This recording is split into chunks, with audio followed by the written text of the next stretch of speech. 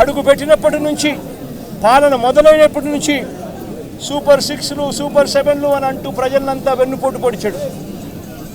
పాలనంతా అబద్ధాలు మోసాలతో కూడిన పాలన చేశాడు. వ్యవస్థలన్నీ పూర్తిగా నీరుగారిపోయిన పరిస్థితులు కనిపిస్తూ ఉన్నాయి. స్కూళ్ళు నాశనమైపోయాయి.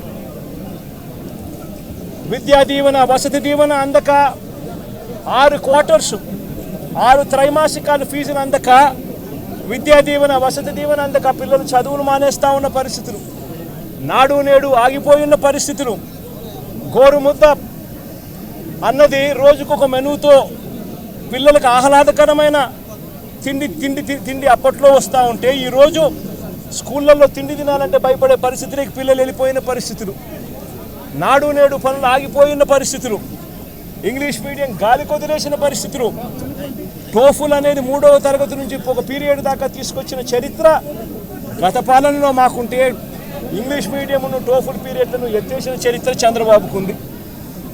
ఆరోగ్యశ్రీ సేవలు గత 14 నెలలుగా చంద్రబాబు నాయుడు ముఖ్యమంత్రి అయిన తర్వాత నెలకు 300 కోట్ల రూపాయలు ఖర్చు అయ్యే ఆరోగ్యశ్రీని దాదాపుగా 4,000 కోట్ల రూపాయలు బకాయిలు పెట్టాడు ఈ పెద్ద మనిషి.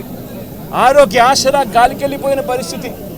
మా ప్రభుత్వ హయాంలో 25 లక్షల దాకా ఉచితంగా వైద్యం తీసుకునే పేదవాడు గర్వంగా ఏ పేదవాడైనా హాస్పిటల్కు కార్పొరేట్ హాస్పిటల్కు వెళ్ళి తలెత్తుకుని వైద్యం చేయించుకునే ఆ పేదవాడు వైద్యం అందక నెట్వర్క్ హాస్పిటల్స్ ఈరోజు బోర్డు తిప్పేసిన పరిస్థితుల మధ్య ఈరోజు పేదవాడి ఆరోగ్యం నడుస్తూ ఉంది.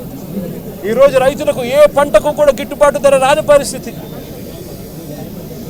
చంద్రబాబు నాయుడు గారి పుణ్యాన ఉచిత పంటల బీమా గాలికి వదిలేసిన పరిస్థితి.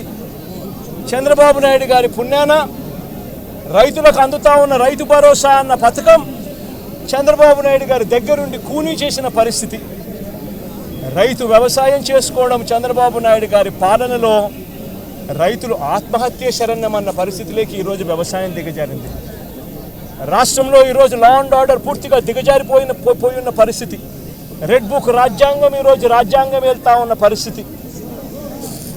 సూపర్ 6లు సూపర్ 7లు మోసాలే అయి ఇంతకుముందు జగన్ ఉన్నప్పుడు ఇస్తా ఉన్న ప్రతి పథకము రద్దయిపోయి ఈరోజు ప్రజల బతుకులు పేదవాడి బతుకులు ఈరోజు అల్లాడుతూ ఉన్న పరిస్థితులు ఈరోజు రాష్ట్రంలో కనిపిస్తూ ఉన్నాయి.